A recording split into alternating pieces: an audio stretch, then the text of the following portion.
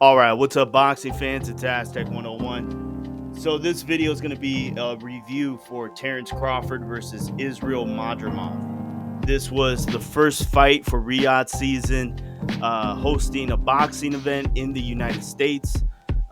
This is all paid for by Turkey Al-Sheikh.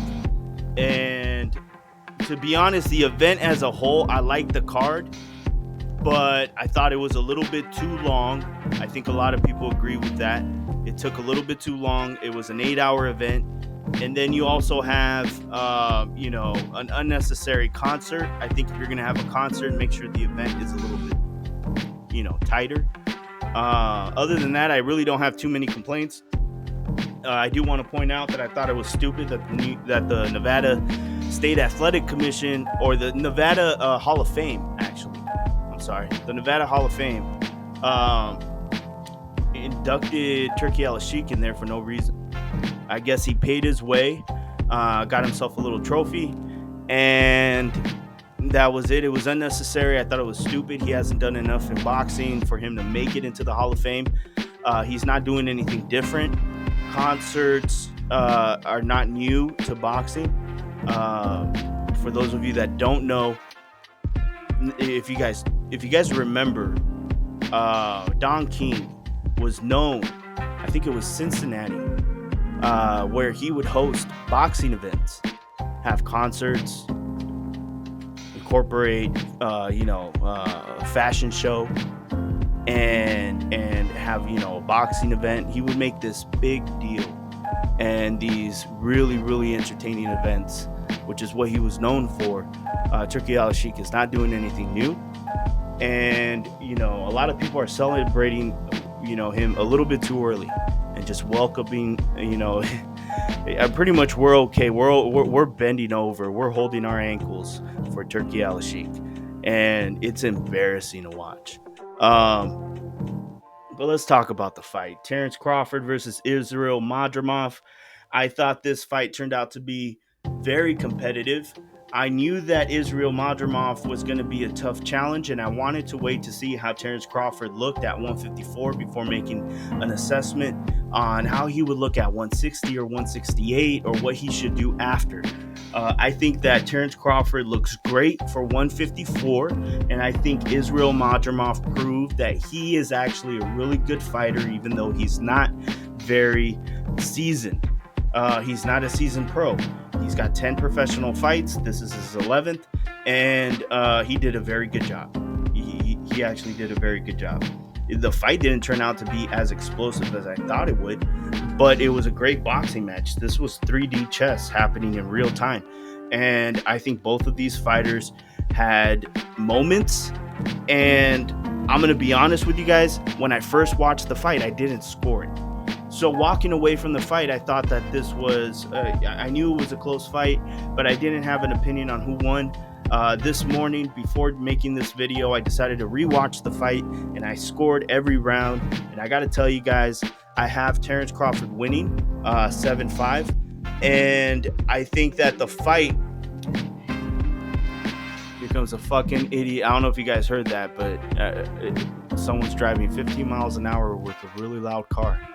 I fucking hate when people do that to their car, just make it louder for no reason.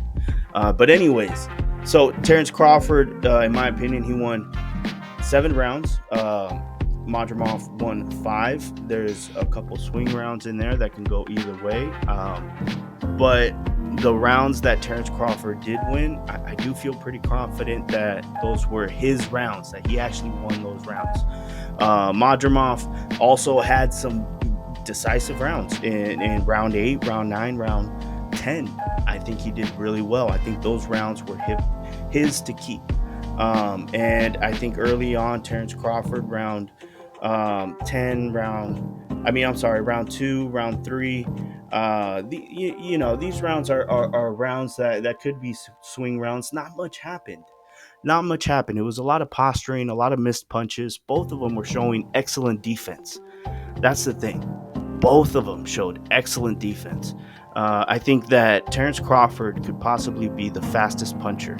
He probably is the fastest puncher at 154 right now. And I think that's why Madrimov was very hesitant in the beginning to actually throw punches, because he saw the speed difference.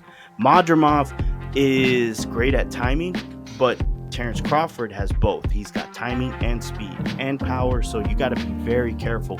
He's a great counter puncher. So I think Terence Crawford has a future at 154. He could possibly beat all the top guys at 154. But he could also have really close and entertaining fights with those guys too. And he could possibly lose to those guys. I think that this showed Terence Crawford is going to have to do, you're going to see his best at 154, in my opinion. If he decides to compete at 154, he's going to make millions and millions and millions of dollars. I think that there's enough fighters there, enough talent, and enough people watching for him to make a ton of money there. He doesn't need Canelo. I don't want to talk about Terence Crawford versus Canelo. After watching this fight, I believe that Terence Crawford is pound for pound. This solidified that Terence Crawford right now is pound for pound number one, right? I think his performance is good enough to where I could say, hey, walking up from 147, being out for a year, and then doing that against Madrimov and looking like the best fighter in that division that you just stepped into, that's huge. I would put him right now pound for pound number one, but that doesn't mean that I think that he can move up to 168 and beat Canelo in a fight. I don't recommend it at his age. I don't even want to watch it. If it happens, though, I have Canelo winning that fight, and that doesn't really say much, you know. Terence Crawford right now has, in my opinion, has the potential to have legacy fights in the division that he's in. He doesn't need Canelo. With that being said, let's talk about some of the other fights. I want to go through some of the other fights real quick. Isaac Cruz versus Jose Valenzuela. Congratulations to Valenzuela. He won that fight. I think he won decisively. I do think that Isaac Cruz did better than what the announcers were giving him credit for, especially Sergio Mora. But I know that Mora likes the outboxer. He likes the guy that's more evasive and a counter puncher. He likes the guy that's a little bit more defensive, and he appreciates that. The come forward fighter doesn't really do it for him, so I expected him to be, one-sided. But I do think that Isaac Cruz, he's a great fighter. He's a really good fighter. He's just not a technical boxer at all. He's not a boxer at all. He's a fighter. He's a brawler. Jose Valenzuela is a little bit of both. He can brawl, he can box, and it showed that he's very talented and he has a lot of potential. The size difference in this fight was apparent, man. It was very obvious. Isaac Cruz looked like you could put two Isaac Cruz shoulder to shoulder on top of each other, one standing on each other's shoulder, to be Jose Valenzuela's height. So in my opinion, I think that Isaac Cruz did pretty good for someone that was I would say at a disadvantage in height and reach, right? I think that he did he did his best. It was a good fight, not what we expected. Andy Ruiz versus Errol Miller. Congratulations to Errol Miller, because I honestly think that you won that fight. It was scored a draw. Andy Ruiz apparently hurt his hand. He showed everybody that bone was sticking out. Looked pretty nasty. But Andy Ruiz just did not look in shape all the way from round one. You could tell that he's got muscle tone, but to be honest, I think that he had better endurance when he was fatter.